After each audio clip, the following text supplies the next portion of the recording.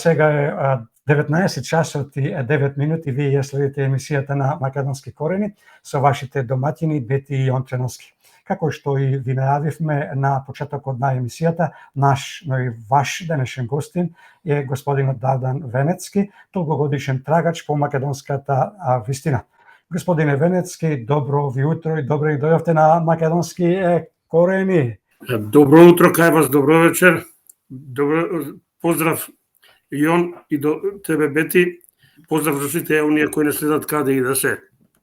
Добро ви утро, господине Венецки, од мене и ви благодариме што ја прифативте нашава покана.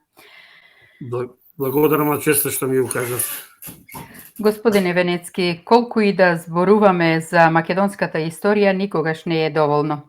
Вие долги години ја истражувате македонската историја, вклучително и црковната историја на македонскиот народ.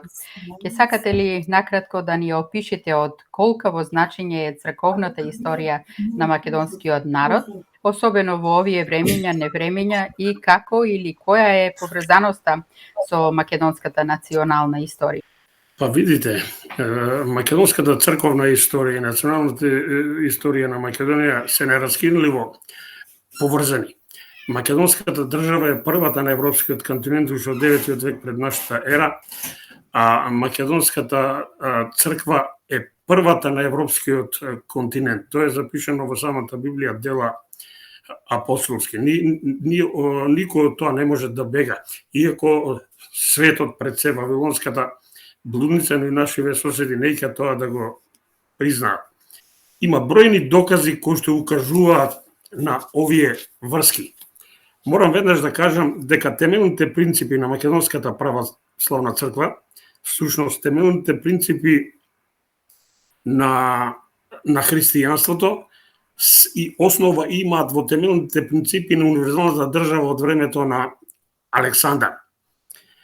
Треба да се знае, односно светот знае, меѓутоа тоа не се афирмира кај нас и пред се никако не сака да се слушне и да се разбере во нашето соседство.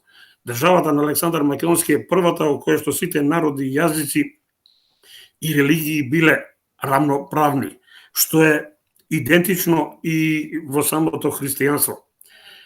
Потоа, тоа е првата држава во која се презира робството, принципи вградени во самата Библија и во христијанската религија. Христијанската религија е религија на љубовта. Тоа е основа на оваа религија.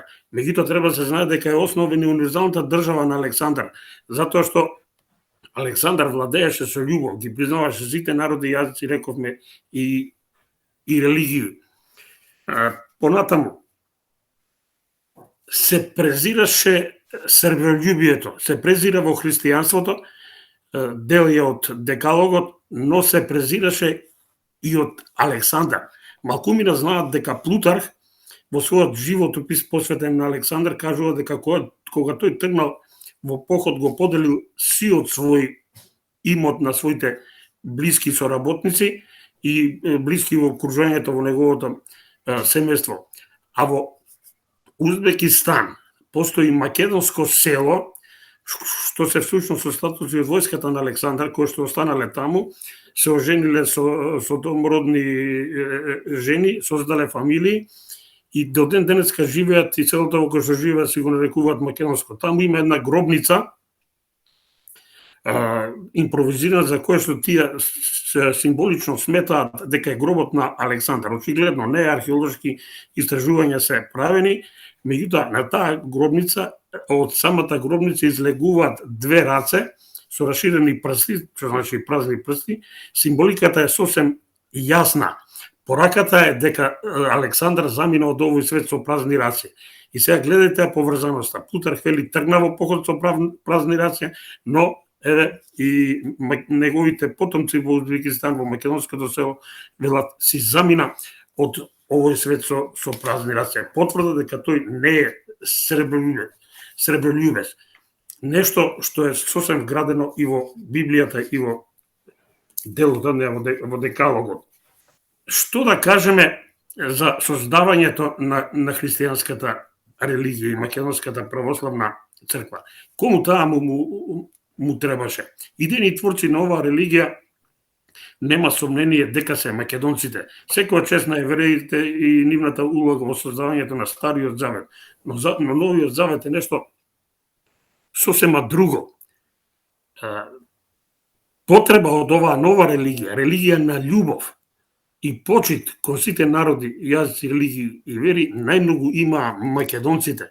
Живеева под едно брутално робство од римјаните, распарчени на 4 дела, забранет протек на стока и луѓе, меѓу тие 4 дела забрана на бракови и така натака. Живеева во еден систем брутален, кој што им го отежнуваше животот. За да се олеснат, македонците практично својата древна македонска религија, која аз нарекувам религија на сонцето, ја преточија во христијанството. Овде пред мене гледате книгата на Македонски манифест, Македонија искон и вечност, во која што јас имам свој текст од 40 на страници посветен исклучиво на ова. Кој сака може да види повеќе. Македонците има потреба од владење на љубов да си го олеснат живеачката под римската окупација и се обидува таа религија да наметнат во целата историја, и тоа ќе се случи во времето на Константин. Идеме понатаму. Во антиката македонците го славеа Отецот, што очигледно за нас е сонцето. Тоа е Дзе, Ило, Иле, како сакате наречете го. Славењето на Отецот во храмот на Големата мајка се славел 25 декември раѓање, 22 март умирање и 25 март воскреснување. И трае се до крајот на старата ера. А што славиме ние денес? Наместо Отецот го славиме Божиот Син, Исус, кој повторно го символизира сонцето. Еве и доказ за таа работа. Гледачите можат да видат календар на Птоломеј Клавди. Тој е најголемиот антички географ, астролог, астроном, кој што во својот Тетрабиблос го дава овој календар и зодијак, и во центарот секогаш го представува Исус како го символизира сонцето. Птоломеј Клавди е неумолив. Тој кажува дека за првите христијани Исус бил сонцето. Тие го представувале како сонце, како светлина. Не е само тоа. Тоа може да се види и од зодијакот на Птоломеј Клавди. Живеел во први и втори век. Потврда за ово имаме во самата Библија, Евангелие по Јован, во глава 8, 12 стих, може да се прочита дека Исус за себе вели: јас сум светлината на светот, кој врви по мене нема да гази темнина. А светлината на светот не може да биде ниту ламба, ниту свеќа, ниту кандило. Светлина на светот е сонцето. Практично својата македонска религија на сонцето македонците ја преточија и во христијанството. Затоа, значи, видите сега, сите овие темелни принципи во светската наука е познато, кој што беа дел од универзалната држава на Александар, се представуваат основа на христијанството. Тука нема дилеми. Затоа апостол Павле ширењето на Евангелијата го почна на повик на македонецот, кој му се јави во видение, почна токму од Македонија. Затоа во посланијата на апостол Павле да сумените ќе видите дека избран народ за спасение не е никој друг, туку македонците. Еве ги врските меѓу нашата национална и црковна религија. Така. Познато ни е дека многу векови наназад многу балкански народи, вклучувајќи ја и Македонија, немале своји држави. Што велат вашите истражувања, со каков податок вие располагате, со кој би се навратиле и направила дистинкција помеѓу македонската црковна историја со црковните истории на блиските соседи кои не ни ја признаваат и се уште не признаваат Македонската православна црква? Па морам да кажам дека сите оние кои што ја познаваат црковната историја, кои што ја знаат Библијата, немаат дилеми. Се работи за сосем различни цркви во различни држави создавани во различни периоди. Македонската православна црква првата црква на европскиот континент. Тоа не е моје тврдење. Секој некој отвори Библијата, делата апостолски и ќе ги најде податоците таму. Особено деловите од 16.6 до 16.10. Значи, нашата црква основач е апостол Павле при своето второ мисионерско патување во Македонија. Во 6. век Јустинијан или Истинијан први ја основа Јустинијана прва или Истинијана прва со новела 11, за која што Прокопиев вели дека е глорисима префектура. Зашто глорисима при постоење на други три апостолски цркви како што се Римската, Антиохиската и Александриската? Па затоа што црквата македонска основана од апостол Павле е првата. Затоа Прокопиев нарекува глорисима, најславна, прва. И од тоа и од овој факт нема бегање. Понатаму, во времето на Самуил ја издигнува на ранг на патриаршија, иако и таа и до тогаш е автокефална. 1018 година Василije II, после падот на Самуиловата држава, ја симнува на ранг на архиепископија со назив Охридска архиепископија Јустинијана прва, што го потврдува континуитетот на оваа црква состојана првмерно со црквата на апостол Павле. Тоа се потврдува во Василиките на Василij II, но и на Лав VI, кој што го наследува. 1767 година е и разлог кога се забранува, се до 1944 година, кога на првиот црковно народен собир во Узеглавје е возобновена како македонска православна, донесена одлука за возобновување како македонска православна црква, за конечниот назив со измените на уставот на МПЦ, денес да го добиеме Охридска македонска православна црква, Охридска архиепископија. Еве го целиот континуитет од апостол Павле до денес. За разлика од нашата црква, бугарската црква е основана 870 година како викаријат на Константинополската црква, што значи дека е под патронат на Константинопол. Но во рамките на бугарската држава со седиште во Преслав, а подоцна во Трново. Од ова нема бегање. Тоа се две различни цркви во две држави. Имаме потврда во два документи кои се чуваат во Париз, Ордо Епископорум и Синодиконот на царот Борио. Во едниот се поглаварите на Охридската црква, во другата се поглаварите на Преславската, односно Трновската црква, која е под патронат на Константинополската. Во едната ги имате поглаварите на Охридската, ги нема на бугарската, и обратно, во другиот документ ги имате поглаварите на бугарската, но таму ги нема Охридската.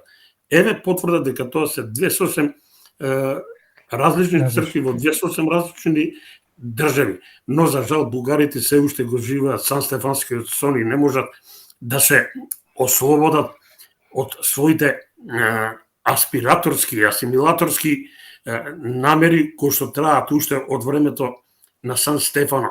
Тие денеска си ја третираат ја третираат својата црква како Охридска архиепископија, што е брутална лага. Нивната црква е формирана дури 820 години после македонската.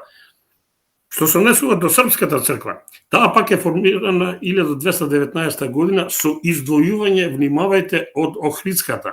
Ја издвоил Свети Сава 1219 веќе, ќе повторам, поради што, бидејќи неканонски издвоена, Хоматијан, Охридскиот архиепископ, ќе им фрли шизма. Подоцна, србите после возобновувањето и после Балканските војни и Првата светска војна, по создавањето на кралството на србите, хрватите и словенците, 1920-22, србите ќе ги купат македонските епархии со све верници од Вселенската патриаршија за 1,5 милион швајцарски франци. Не купија како да сме стока и со тоа наводно се обезбедија статус на мајка црква врз македонската, што е апсурд. Керката црква стана мајка на својата мајка. Меѓутоа, има нешто што тие не можат никако да си го прифатат, а тоа дека нашата црква е апостолска. Апостолска црква не може да има црква мајка. Тоа треба да си го знаат и бугарите и србите. Причината е многу едноставна. Нема постара црква. Апостолска црква затоа не може да има црква мајка. Така. На многумина познато им или пак само слушнале дека Охридската архиепископија неканонски беше укината во 1767 година, но не им е познато што станало, односно што се случило со епархиите на Охридската архиепископија после таквото неканонско укинување. На нас познато ни е дека епархиите потпаднале под юрисдикција на Цариградската патриаршија и дека биле поставувани грчки митрополи. Зимајќи го овој факт, односно податок, нашите слушатели и гледачи веќе претпоставуваат што се случувало во тој период, особено со наметнувањето на грчкиот јазик, но добро е тоа да го слушнат од некој, во овој случај од вас, кој многу години има трагано посознание околу оваа проблематика.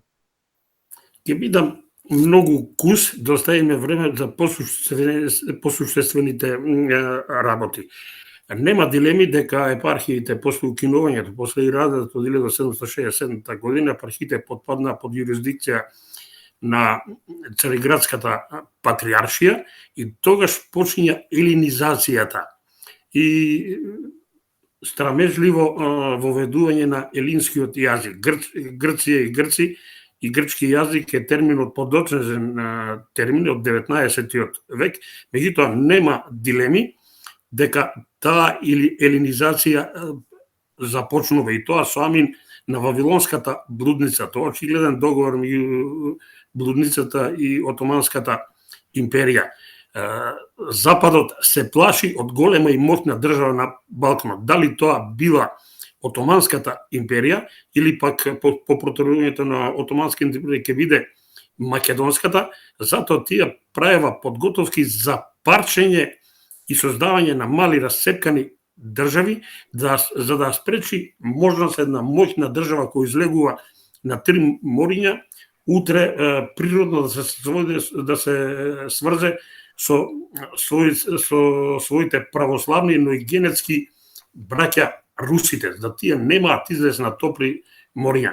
Таа е вековната борба меѓу источната и западната и цивилизација и затоа ова и ни се случува таа тивка елинизација прво во некои поголеми градови, но во Македонска, во помалите места се уште по одлуката на Михаил III од времето на Кирил и Методи, словенскиот јазик е во богослужба во црквите низ сите овие простори. Така. Во претhodното прашање го спомнав наметнувањето на грчкиот јазик преку кој се правил обид за асимилација на македонскиот народ пред се на македонските верници. Дали издавањето на наредбата во 1792 година од страна на поставениот грчки митрополит Захари да се уништат сите книги пишувани на црковно словенски јазик, а јас би рекол црковно старомакедонски, а кои книги се наоѓале во познатиот Марков манастир во Скопје, всушност верниците од Охридската архиепископија биле ставени во позиција да немаат можност слободно да ја изразат својата религиозност на својот мајчин јазик, а со тоа и ограничување на слободата за национално созревање. Што се случувало во тоа време со етнички македонски карактер? Точно така, вие сте во право, меѓутоа не е ова изолиран случај. Старословенскиот или црковнословенскиот јазик е всушност старомакедонскиот јазик воведен од македонските говорни подречја до околината на Солун, од целата Сухи, Висока и Влахи, уште од времето на Кирил и Методи. Меѓутоа треба да се знае и тоа дека не е ова изолиран случај. Ова се само зачетоците, горењето и уништувањето на книгите богослужбени во македонските цркви и манастири е процес кој се зазема широк замав, не само во овој период. Особено се засилува после создавањето на грчката држава и црква и уште посилно после возобновувањето на бугарската и српската црква преку нивните црковни општини и црковни училишта. Емисари идат сегде. Нове Цветановски, автор од Скопје, мислам дека е, има напишано книга Разнесено богатство, во кој што изнесува податоци дека не постои црква и манастир во Македонија од кој не се изнесени барем 30 товари книги. Внимавајте, преку 30, она што не можело да се изнесе, тоа се горело, се палело, се уништувало, се кинело и така натаму. Значи, тоа е широк процес кој што особено, велам, зазема после во втората половина на 19-тиот век. Така, до која година било ваквото самостојно владење на Цариградската патриаршија со епархиите од укинатата Охридска архиепископија и која година била формирана бугарската епархија, односно екзархија, но поважно од тоа, дали знаете што станало со верниците од укинатата Охридска архиепископија? Дали можеме да кажеме дека уште од тоа време се појавени првите бугарско-политички стремежи, манифестирани преку претензиите кон територијата во која се наоѓале епархиите од некогашната укината Охридска архиепископија, искористувајќи ја ситуацијата во која се наоѓале верниците во тоа време? Па не само бугарската црква. Верниците, мислам, влијанието на Цариградската патриаршија трае се до формирањето на грчката, српската и бугарската црква. Епархиите во Македонија се под јурисдикција на Цариградската патриаршија. Меѓутоа, после основањето на грчката, бугарската, па и српската црква, состојбата се менува. Отоманската империја, познато е тоа, се разбира во договор со Вавилонската блудница, дозволува возобновување на овие цркви, но не дозволува возобновување на македонската црква. Така да македонските верници од македонските епархии биле принудени како православни, не можеле да идат во џамија, него морале да идат во православни цркви. Бидејќи нема македонска црква, не била дозволена, тие биле принудени да идат или во грчки, или во бугарски, или во српски цркви. Јужниот дел, односно југозападниот, најчесто тоа биле грчки цркви, источна Македонија и делото централна во бугарски цркви и северозападна Македонија во српски цркви. Па така се случило двајца браќа, еден иде во една црква, друг во друга. Тоа е македонската трагедија и македонската судбина. Плански е работено да бидат сите тие уништени. Што се однесува до бугарската црква, таа е возобновена како екзархија 1870 година. Од тогаш, особено после Берлинскиот конгрес, почнуваат асимилаторските амбиции на бугарската црква, особено после Сан Стефано. Тие се уште го сонуваат тој Сан Стефански сон за голема Бугарија и Македонија како втора бугарска држава од Охрид до Черното море и од Дунав до Егеот. Меѓутоа, за жал, тие асимилаторски амбиции не се само на бугарската, туку се и на грчката и на српската. асимилацијата, односно присвојувањето заврши преку црковните општини, црковните општини, црковните училишта кои Отоманската империја ги дозволува. Македонците немале избор. Така. Господине Венецки, ако ги земеме за точни некои податоци, а нема причина да не ги земеме, а тоа се податоци од еминентни познавачи на состојбите и историските случувања низ вековите дека во Македонија немало срби, дали можеби вие имате сознание во која година, каде и на кој начин се креирани првите српски вештачки наслоби во Македонија? Со која цел се правило тоа и дали можеби никулецот за српското влијание во Македонија треба да се бара уште од тоа време? Во која година и на кој начин за прв пат во Македонија е поставен српски митрополит и кој бил тој?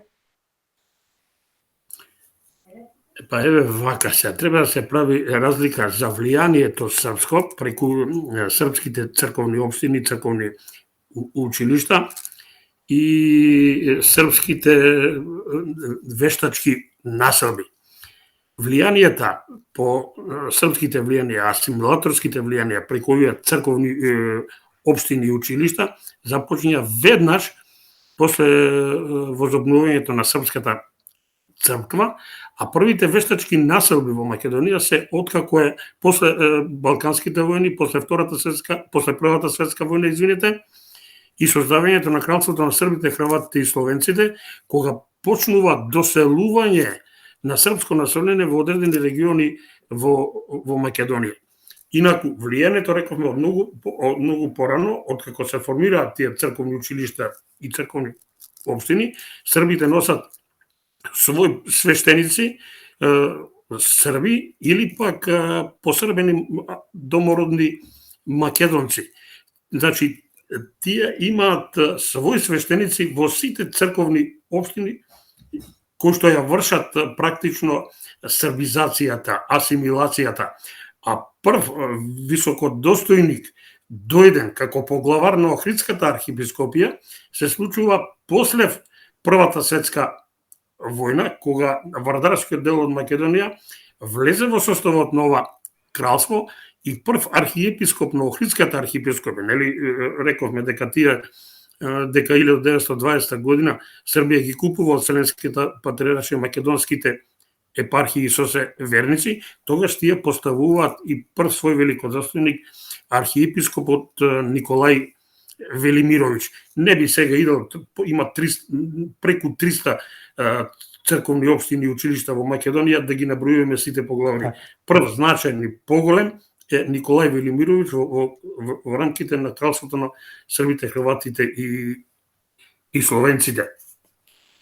Така. Дали може би имате сознание дека пред хиротонисувањето на српскиот митрополит во Македонија се случила симонија? За оние кои што не знаат што е симонија, да кажеме тоа дека е неканонско ракополагање, со други зборови, со мито, односно подкуп. Како и на кој начин Српската православна црква се стекнала со наводното право врз епархиите на Охридската епископија, на која што и ден денес се повикува, и зошто Српската црква сите овие години ја третираше Македонската православна црква како неканонска, односно непризнаена црква? Па веќе реков дека правото на црква мајка го стекнува со купувањето на македонските епархии од Вселенската патриаршија 1920 година и од тогаш почиња асимилацијата. Причините се политички, да се асимилира и србизира македонското население. Основа за тоа се разбира е подкупот. Меѓутоа, тоа не го прават само србите, тоа го прават и грците, го прават и бугарите. Еве, пред мене е книгата на Бранислав Светозаревич, Македонци, милионски седлишта за името Македонија и македонци. Ова е најново дело, нели?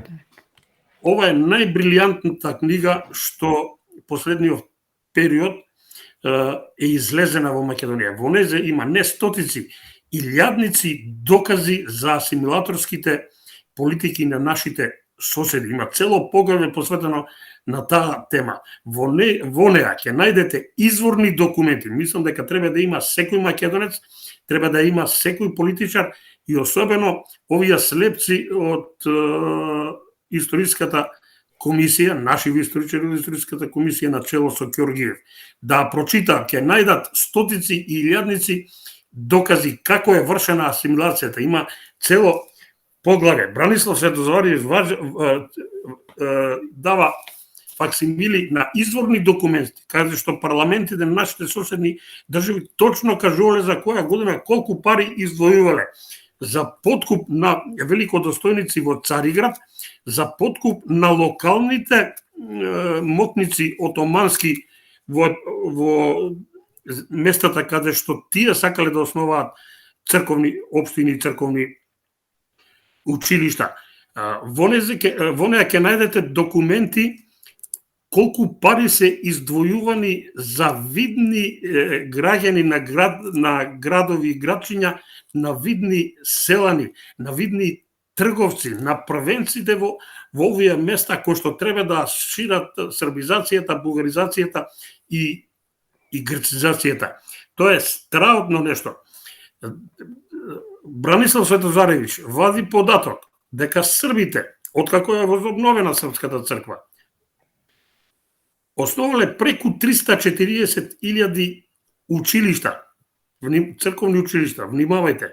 Бугарите основале преку 1100 црковни училишта, а грците преку 1400. Тоа прави близу 2900 училишта со 156.000 ученици. Тоа е крајот на 19 век. Ова се фрапантни бројки. Ке испадне дека најучените луѓе во Европа биле македонците, благодарение на влијанието и отварањето на овие црковни училишта од нашите соседи, и чија што основна цел било србизација, бугаризација и грцизација на македонското население. Повторно, по договор и дакт на Вавилонската блудница и Отоманската империја, ќе повторам, за да не се создаде моќна македонска држава, да не се возобнови, не се возобноват тие традиции и славна македонска држава, како славјанска и православна утре може да се поврзе со русите, земја која што би излегувала на 3 мориња, тоа Западот нема да го дозволи.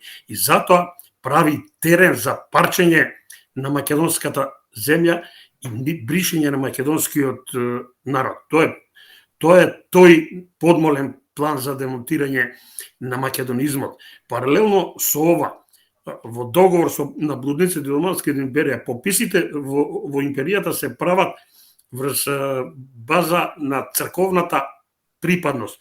Па така, оние што иделе во грчки цркви, тие се грчки милет, оние што иделе во бугарски се бугарски милет, а оние што иделе во српски се српски милет. Кога ќе соберат неколку пописи такви, се до Балканските војни, практично се создава услови 1912 година да се оттераат отоманите во првата Балканска војна, а во втората војна меѓу овие кои што ги протера отоманите за парчење на Македонија.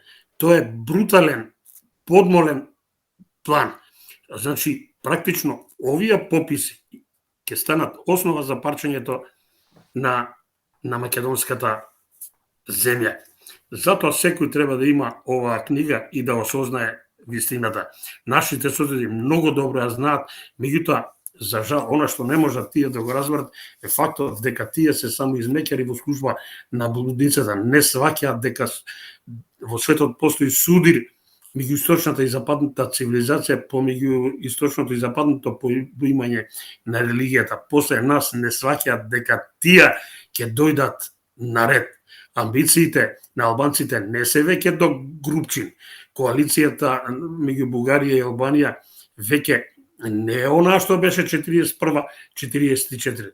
Гледате, во Македонија е процес, страотен процес на албанизација. Албанците практично ја земаат цела Македонија. Што мислат бугари, веќе ја делат со Албанија?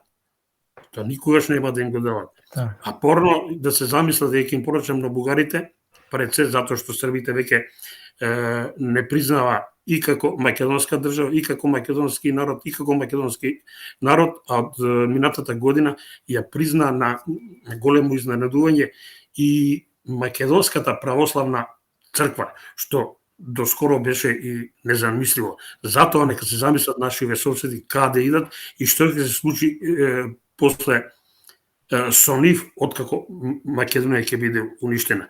Меѓутоа, јас мислам тоа никогаш нема да се случи, затоа што ќе биде срам за светската цивилизација.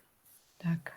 Господине Венецки, како гледате на моменталните случувања со Македонската православна црква и неколку зборови за сведочењата на поединци црковни великодостојници, пред се од Бигорскиот манастир, кои ја пласираат тезата дека манастирот бил бугарски и дека станува збор за бугарски, а не за македонски народ? Па, за жал, денес имаме страхотна ситуација, страхотни атаци за самобришење на Македонската православна црква, како дел од бруталниот план за само ликвидација на македонското име, идентитет, јазик, историско и културно наследство. Сега, јас овде го имам весник, тоа е службен лист. Ние кога, господин Венецки, кога се договаравме за кои теми ве викавме, вие ни пративте еден, ако ми се чини дека ако е тоа, да го покажеме на екранот, може би, ама и вака се гледа, па Добре ве повелете, можете за подобро да се види гледачно, можете и вие да го пуштите. Тоа е службениот лист на Македонската православна црква, во која што е преведена одлуката на Вселенската патриаршија од 9 мај за внесување во канонско единство на Македонската православна црква.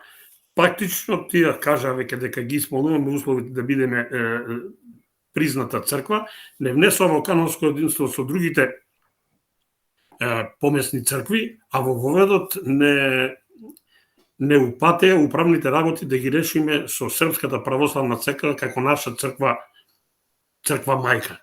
На големо изненадување Српската црква не призна, иако досега имаше многу тврд став за тоа прашање, не изненади и нас, но и сиот православен свет, особено го изненади ФАНА. Тие се сега поради ова избезумени. Меѓутоа, оно што македонските аналитичари, новинари, црковни аналитичари од некои портали кои се занимаваат со црквата, но и од самите членови на синодот. Во точка 3 од одлуката на Вселенската патриаршија од 9 мај 1922 година, во трета точка децидно стои, откако претходно воведува канонско единство и не признаа како црква, вели како име на црквата се признава Охридска, без македонска, без архиепископија. Значи, се признава, името на црквата се признава како Охридска, само во границите велат на Северна Македонија, значи со юрисдикција само во границите на Северна Македонија, како што е писмено побарено од вашиот престојател, очигледно првиот човек на црквата, но ние тоа писмо не сме го виделе, исклучувајќи го велат терминот македонска или било која друга изведенка од името Македонија. Што овде гледаме во одлука на Вселенската патриаршија? Тие кажуваат во својата одлука дека сами ние, нашиот синод, побарал да биде избришена Македонската православна црква и да се оттуѓат македонските цркви во диаспората, во Австралија, Нов Зеланд, Канада, Америка и Западна Европа. Да останеме без црквите во диаспората и да останеме без својата македонска православна црква, без титулата на поглаворот која гласи архиепископ Охридски и македонски.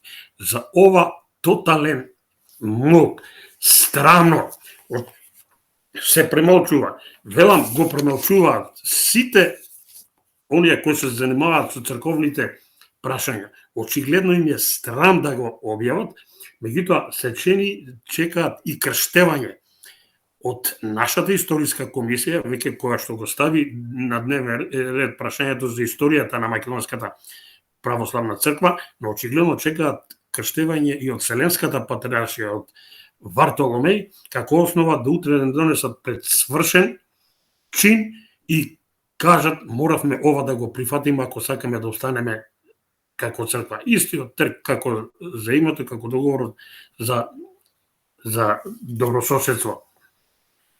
Да. Господине Венецки, дозволите само да кажеме нешто. Вие кажавте исто така дека таквото писмо немаме видено и ние го немаме досега видено и со сигурност не можеме да потврдиме дека такво писмо постои, меѓутоа молкот може би кажува нешто друго. Па токму тоа сакав да го кажам. Како македонски маневист, и јас во свое лично име на својот Facebook профил јавно го прашавме архиепископот Стефан, портпаролот Тимотеј и синодот, ги повикавме јавно да го објават писмото на Вселенската патриаршија, да видиме кој го потпишал и што тоа се бара. Но изненадувачки молку и од синодот, воопшто ниеден владика не се јави, и од Стефан, но и од портпаролот на синодот Тимотеј. Што тие се јавија во интервјуа, го слушнавме Тимотеј за нов асно во почетокот на месец март, кажа дека такво писмо тој не знае дека постои, не видел.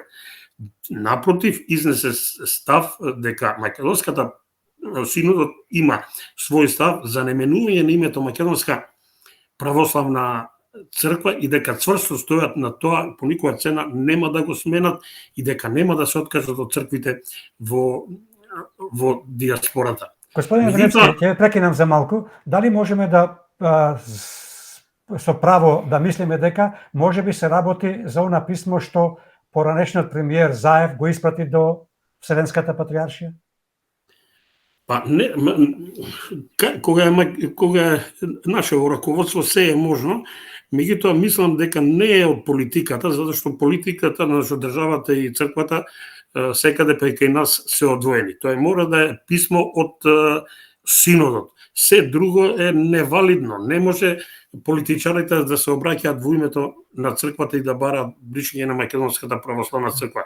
Името на Македонската црква се е утврдено во уставот на МПЦ и е изгласан на црковно-народен собир. Политиката во тоа не може да се меша. Меѓутоа, фрапантно е тоа што синодот и портпаролот не го демантираат ова пишување на Вселенската патриаршија. Напротив, ја преведува одлуката на Вселенската патриаршија во овој документ што го покажавме, го видоа оние кои не следат, тоа е службениот лист на Македонската православна црква, буквално преведено одлуката на Вселенската патриаршија во кој стојат на возите на Вселенската патриаршија дека некој од нас барал бришење. Сега, ако Тимотеј е во право, ако навистина никој не упатил писмо до Вселенската патриаршија, тогаш испаѓа дека некој лаже.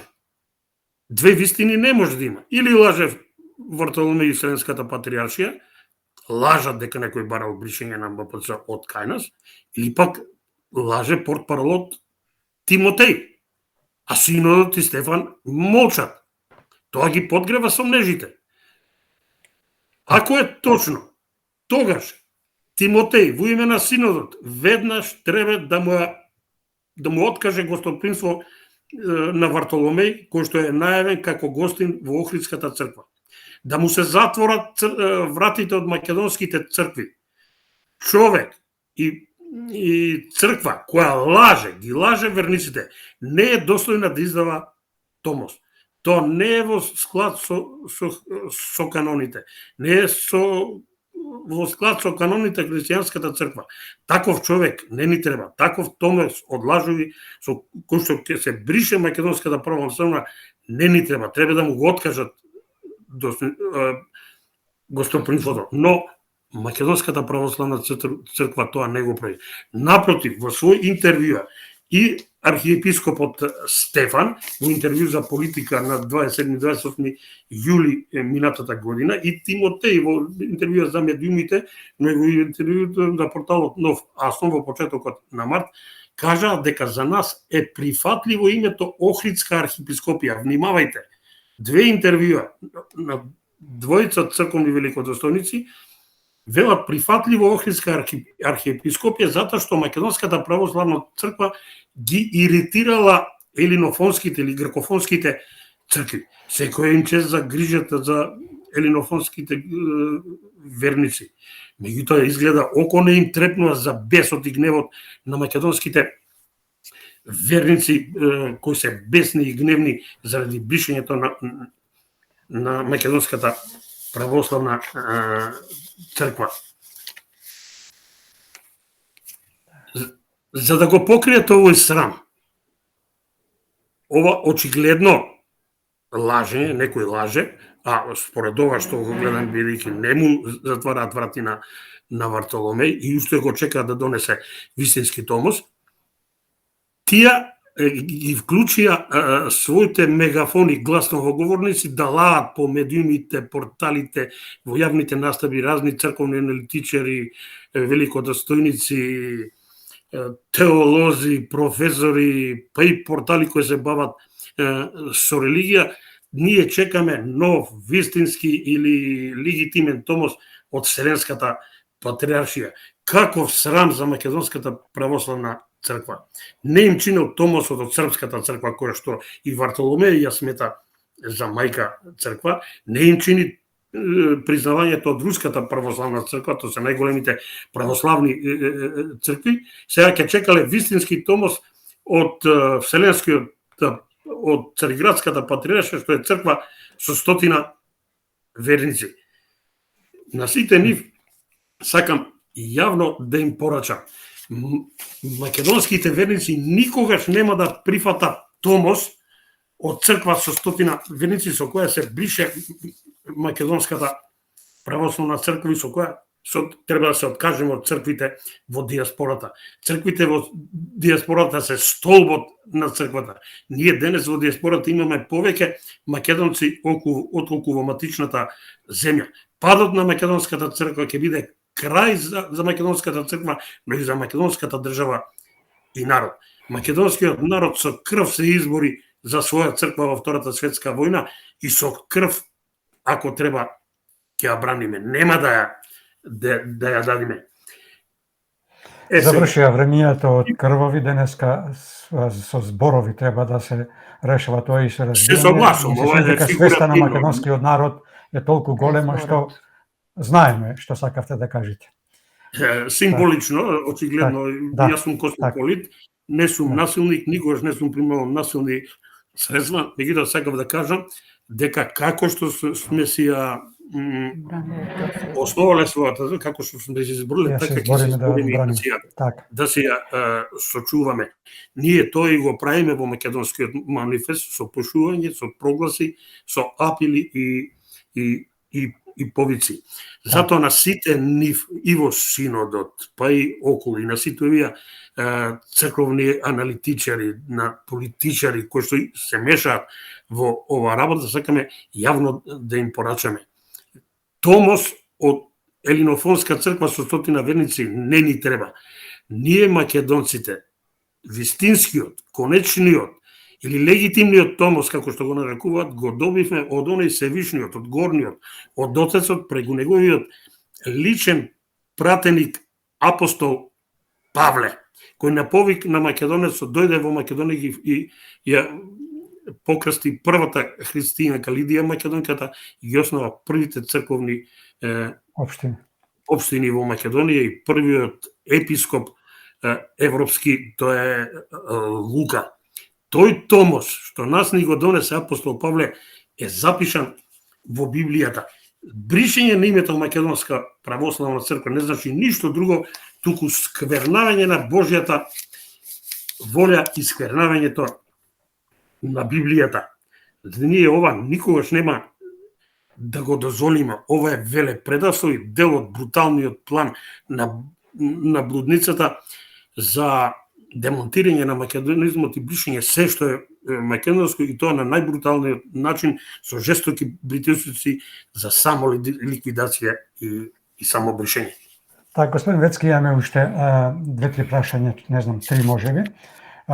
Ми се чини дека ќе завршиме и ако може малку побрзо, ако може само, ако не, па здравје. Инаку Македонија е под константен напад, особено овие неколку изминати недели, а така по се изгледа ќе продолжи во неделите кои доаѓаат.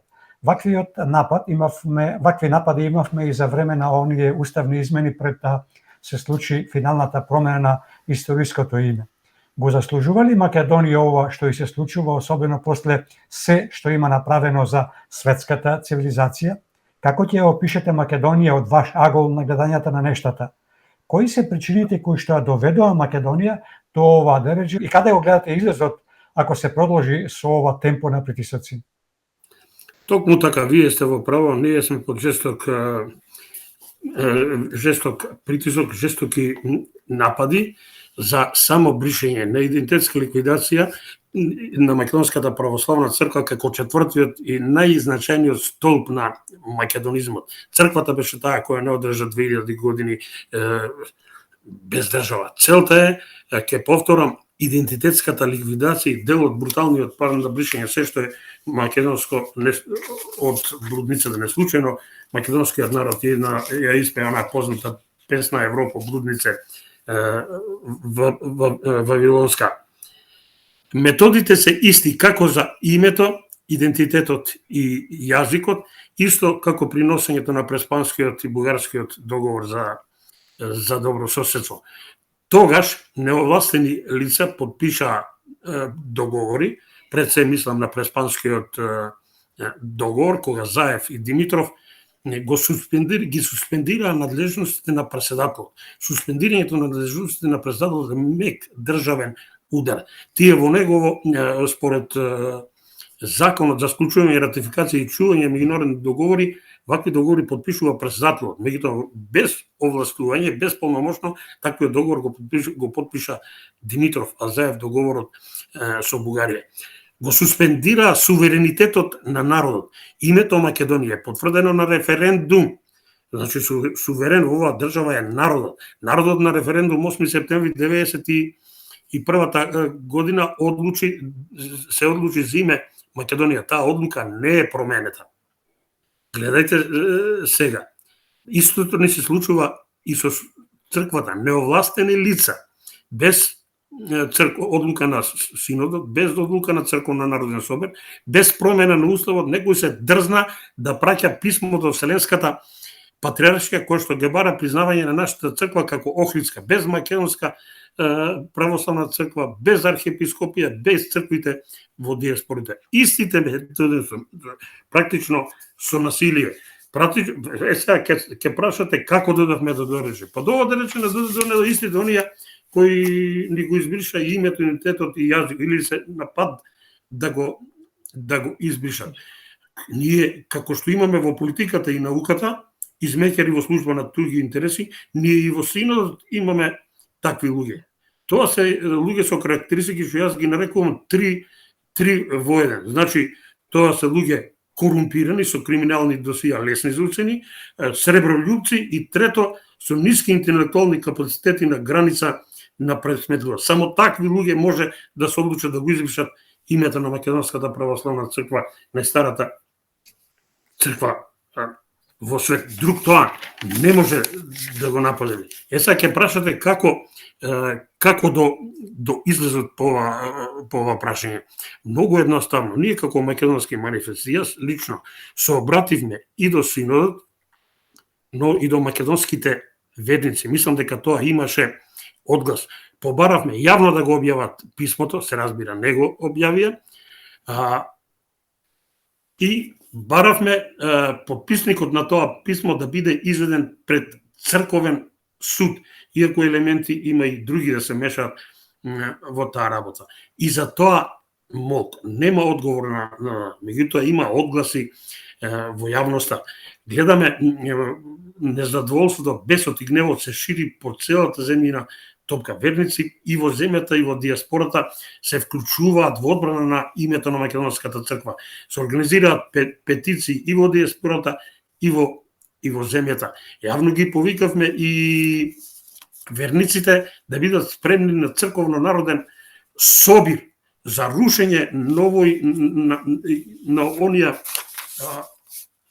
владици кои се поддржувачи на ваквата идеја за бришење на Македонската православна црква. Ако синодот не го активира црковниот суд, не ги остане од своите редови предавниците, тоа ќе останат македонските верници на црковно-народен собир, ќе ги остане сите оние. Се јави владиката Петар, кој што практично укажа на раскол во црквата. Се јавија некои организации, како например ќе ги спомнам Млади за Македонија, кои што заговарат и порадикални мерки и смена на целиот синод и носење на нов архиепископ, ако ова не се случи. Тоа е патриотска должност на секој македонец да си ја одбрани црквата како последниот и најцврстиот столб на македонизмот.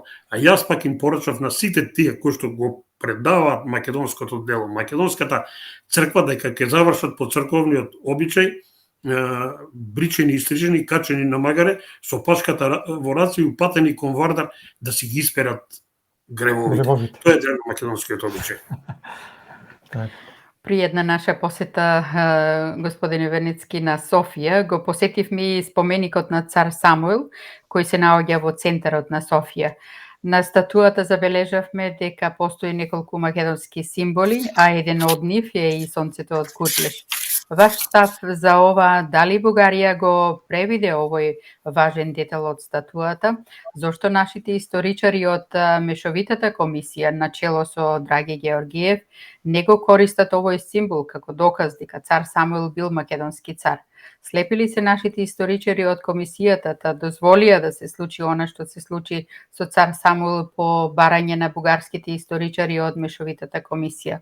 Колку им држи тезата на бугарите дека цар Самуил е бугарски цар и затоа го поставиле среде Софија?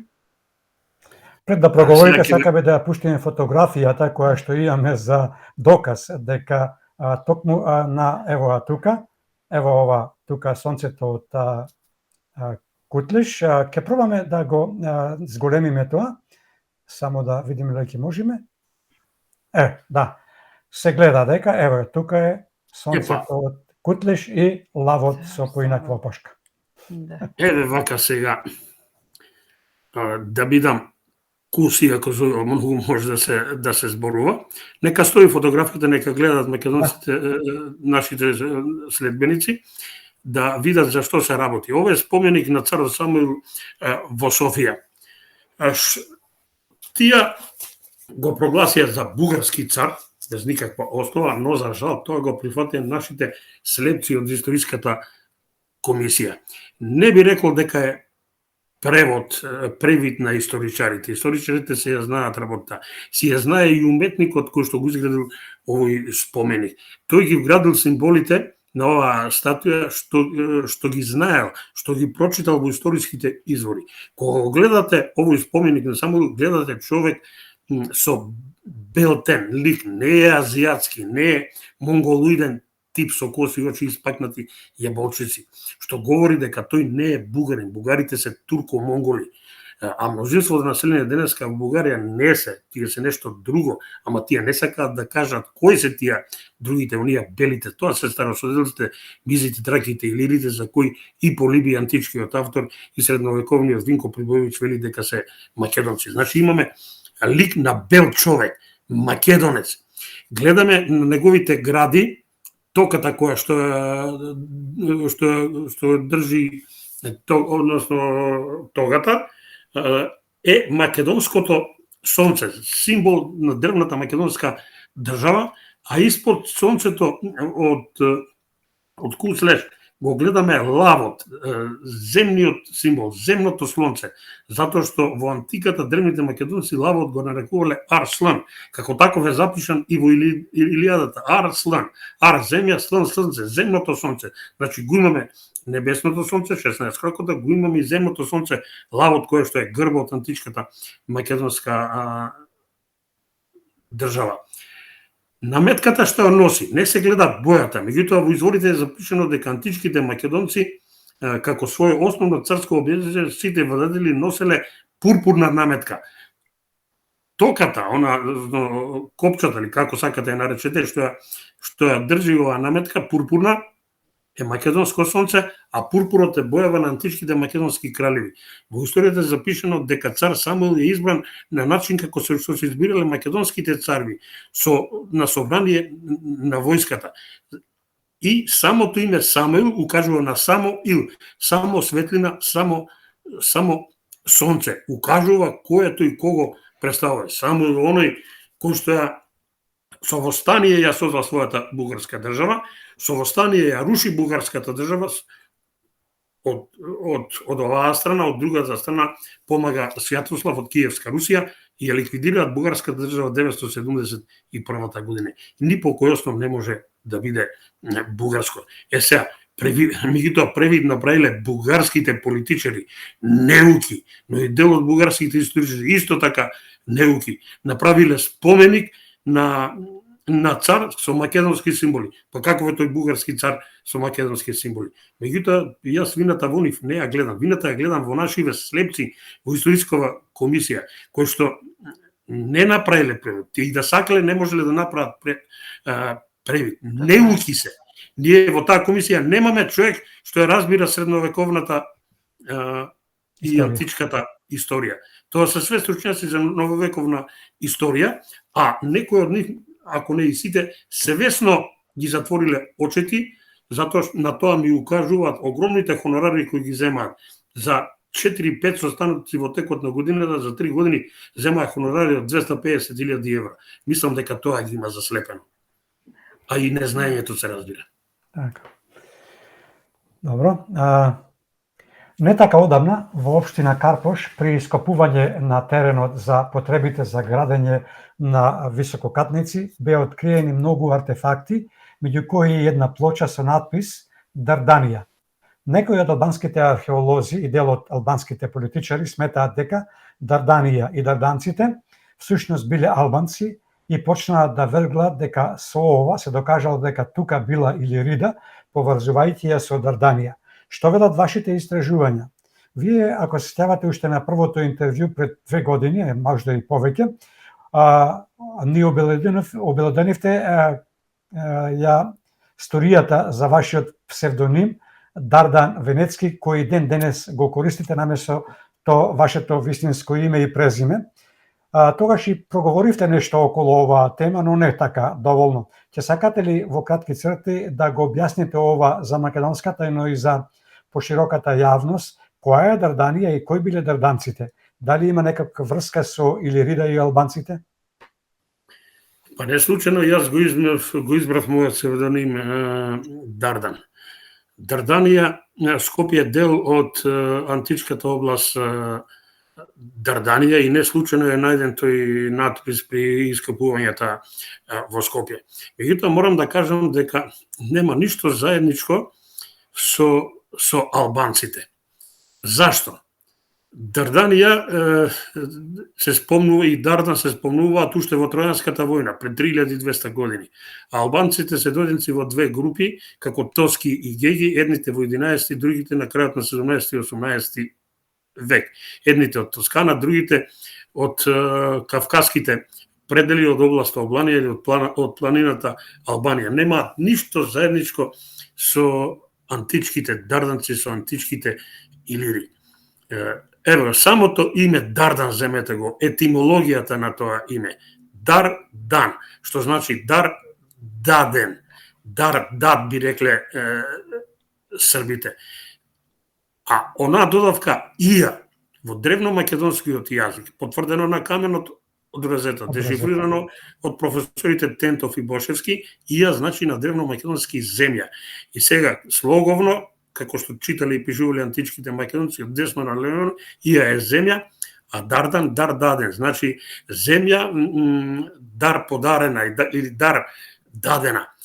секој што ја знае историјата на Дардан ќе знае зашто е тоа така. Дардан е роден на Трачки сам во Егејското приморје. Кога умира брат му, од жал тој го напушта островот, се префрла од спротива на копното кај тогашните тевкри, со кој што кралувал кралот Тевкар по него и наречен народот Тевкри. Античка традиција е да македонските односно земјите и народите во антиката се нарекувале по некој виден крал.